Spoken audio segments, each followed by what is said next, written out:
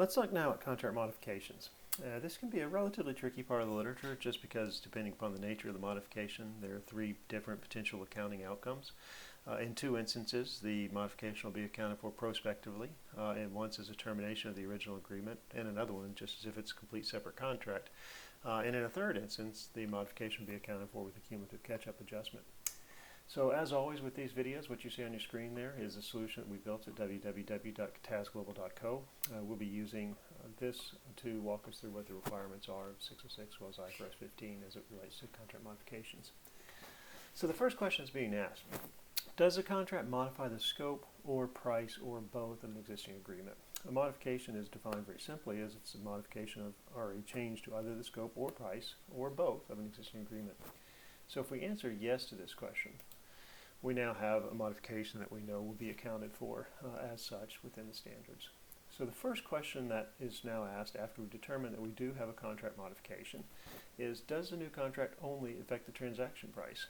Initially, let's just say yes to this. We'll go back and change these answers in a moment and then discuss what those implications are. But initially, we'll say yes. And then the next question is, are the remaining goods or services distinct? If we say yes to that question, then we've determined that this contract modification will be accounted for as a termination of the original agreement, which means that any unrecognized revenue will be added to this agreement, any unsatisfied performance obligations added to this agreement.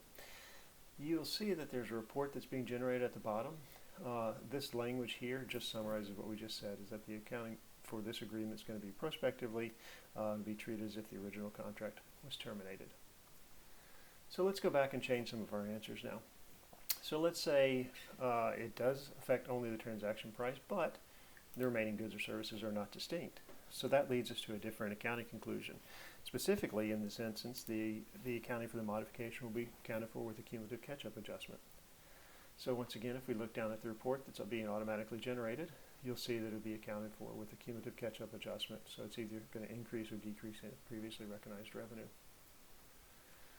So let's go back up and let's vary the questions once again. So let's say that no, instead of yes, the contract does not only affect the transaction price, which means that it also is impacting the scope of the agreement, the original agreement. So it's changing the goods or services that are to be provided. So what are the accounting implications there? Skip 13, the question is no longer applicable in this situation, but the question now becomes, does this new contract add distinct goods or services?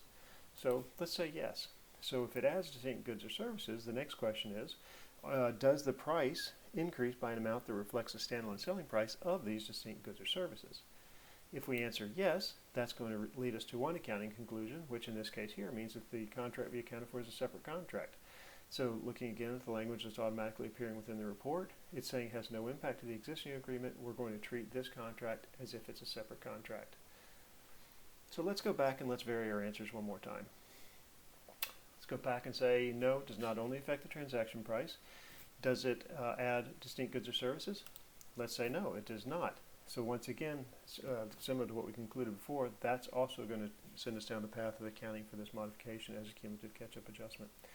And so once again, you'll see the same language here that's appearing in the report. As we've communicated before, if there are questions, the information button provides some examples which will help to understand the requirements. A very brief summary of the requirements will be included with the question mark button as well. And again, if you just play, you can change the answers, go back and forth, and as you're doing so, you'll see that the language is automatically flowing into the report. So if it's uncertain what the implications of the answers are to the questions that you are providing, look at the language that's coming into the report, and it will automatically tell you, is this going to be a cumulative catch-up, if this is a termination of the original agreement, or should I account for this as a standalone contract?